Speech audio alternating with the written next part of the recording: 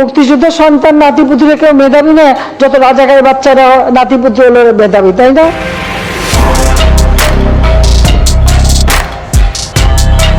বাংলাদেশের সাম্প্রতিক ইতিহাসে একটি গুরুত্বপূর্ণ স্থান জুলাই স্মৃতি জাদুঘর।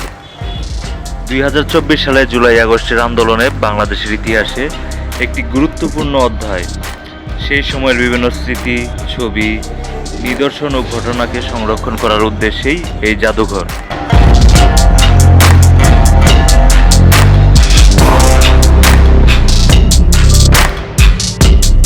আজ আপনাদের দেখাবো এখানে কি কি রয়েছে। জাদুঘরের পরিবেশ, শেখ হাসিনার মাছের লেক, তার ব্যবহৃত টেলিফোন, বেডরুম, খাট, গোসলখানা এবং সকল কিছু।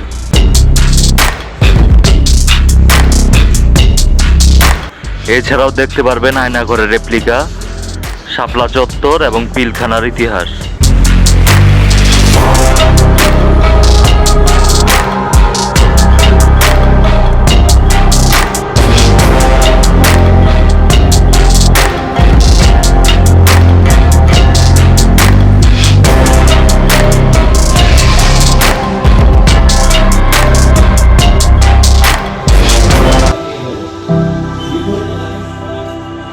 এটা হচ্ছে প্রবেশ পথ। প্রবেশ করার পর আপনাকে বাম দিক দিয়ে যেতে হবে, আর ডান পাশে রয়েছে এক্সিট ওয়ে।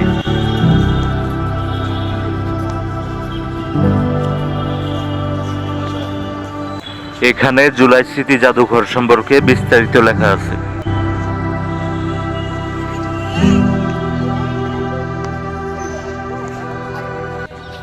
এই রাস্তা ধরে হাঁটতে হাঁটতে আপনি তখনকার সময়ের ইতিহাস এবং বিভিন্ন ঘটনার বিবরণী জানতে পারবেন। আর একটু সামনে এগোতেই চোখে পড়বে জুলাই শহীদদের গণকবরের আদলে তৈরি একটি রেপ্লিকা। এখানে অসংখ্য কবর বোঝানো হয়েছে। এখানে সেই রিক্সা চালক সুজনের সেলুট দেওয়া বিখ্যাত ভাস্কর্যটি দেখতে পাচ্ছি।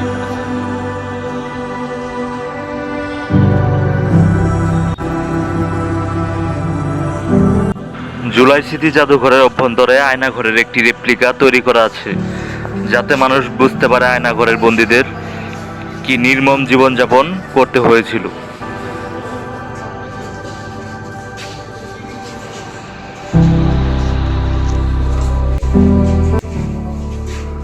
স্বৈরাচারী আমলে বন্দীদেরকে এই ছোট্ট ছোট ঘরের ভিতর মাসের পর মাস এমনকি বছরের পর বছর আটকে রাখা হতো।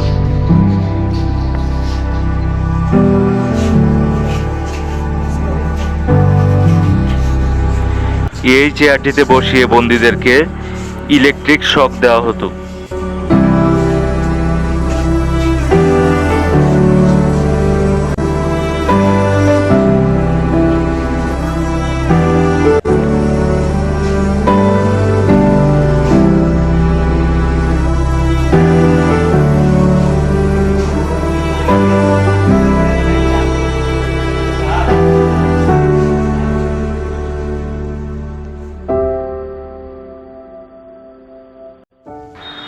বর্তমান প্রাইম মিনিস্টার জনাব তারেক রহমান মিউজিয়ামটি উদ্বোধন করেছেন।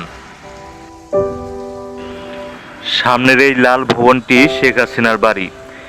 তিনি এখানে তার জীবনের দীর্ঘ সময় অতিবাহিত করেছেন।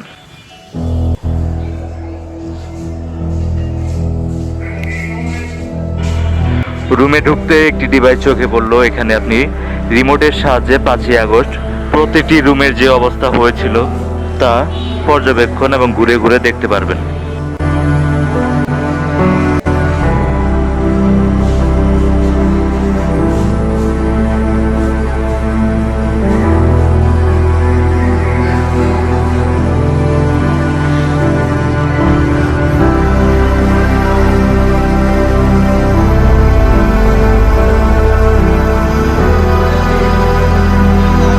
এই রুমের মেঝে কাঁচ দিয়ে নির্মাণ করা হয়েছে, যাতে জনগণের বিক্ষোভের চিহ্নগুলো বজায় থাকে। এখানে মেঝের নিচে কিছু দলিলও দেখা যায়।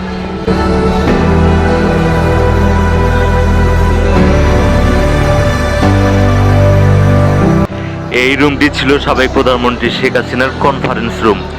এখান থেকেই তিনি মিডিয়ার সাথে কথা বলতেন।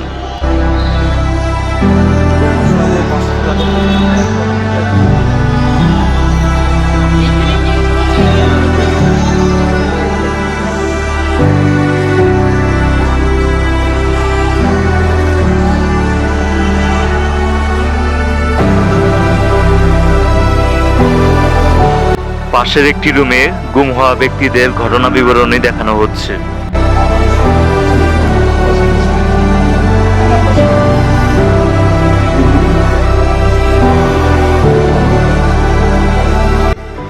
এই রুমটি পিলখানার ট্র্যাজেডির ইতিহাসের আদলে করা হয়েছে।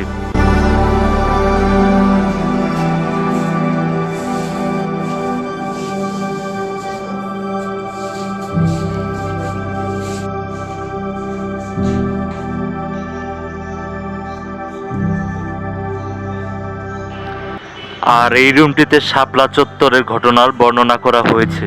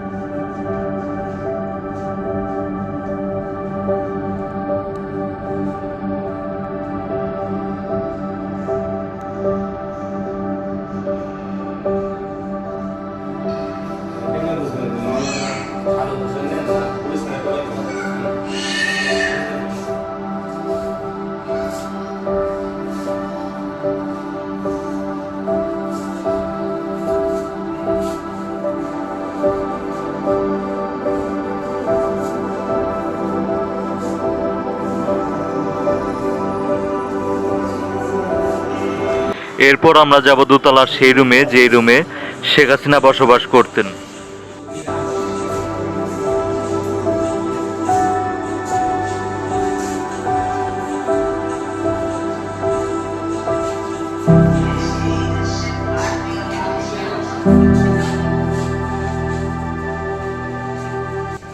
এখানে গুম হওয়া ব্যক্তিদের ছবি দেখতে পাচ্ছি। যে টেলিফোনটি দেখতে পাচ্ছি, এটি শেখ হাসিনার ব্যবহৃত লাল টেলিফোন। 2 তলা বিশিষ্ট এই বাড়িটিতে ছিল লিফটের ব্যবস্থাও। আর এই পাশটিতে রয়েছে 2 তলায় ওঠার সিঁড়ি।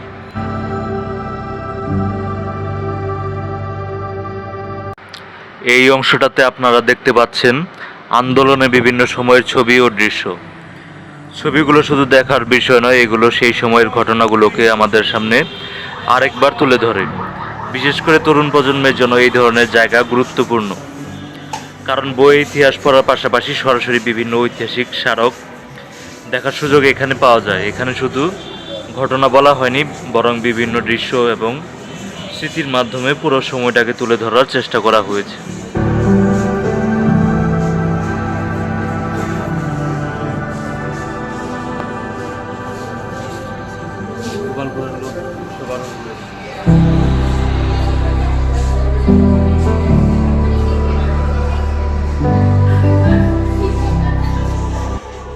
এখানে যে চিঠি দেখতে পাচ্ছি তা একজন শহীদ ছাত্রের মায়ের কাছে লেখা চিঠি। আর এটি হচ্ছে শেখ হাসিনার সেই ঐতিহাসিক খাট, যেখানে তিনি নিয়মিত ঘুমাতেন এবং এই রুমে তিনি বসবাস করেছেন।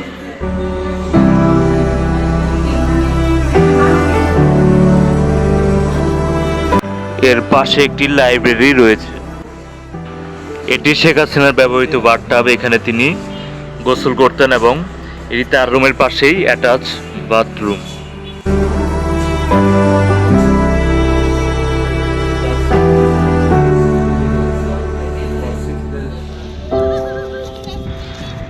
এটি গণভবনের পিছনের অংশ।